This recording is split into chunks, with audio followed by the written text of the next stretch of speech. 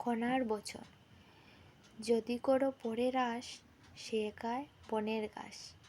যে ব্যক্তি কাজ না করে সারাদিন শুধু পরের আশায় বসে থাকে, সে দিন শেষে শুধু বনের ঘাসকেই কাটাতে হয়, কারণ ভবিষ্যতে তার আর খাবার জোটে না।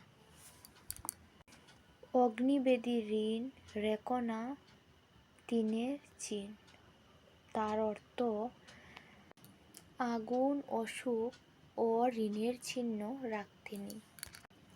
এই তিনটি বিষয় সহজে পিছু ছাড়ে না এবং কল্যাণের পথে সর্বদা বাধা সৃষ্টি করে। সম্পর্ক যদি অল্প সময়ের জন্য রাখতে চাও তাহলে মিষ্টভাষী হও, আর যদি সারা জীবনের জন্য রাখতে চাও তাহলে কিন্তু মিষ্টভাষী হলে চলবে না, স্পষ্টভাষী হতে হবে। ঠিক আছে, স্পষ্টবাদী হয়ে সম্পর্ককে টিকিয়ে রাখতে হবে।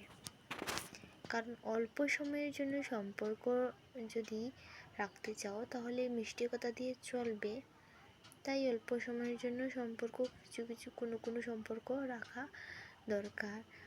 আর যদি সারা জীবনের জন্য সম্পর্ক রাখতে চাও তাহলে কিন্তু মুখটা খারাপ করতেই হবে, কারণ তখন আর মিষ্টি কথায় চিড়ে ভিজবে না।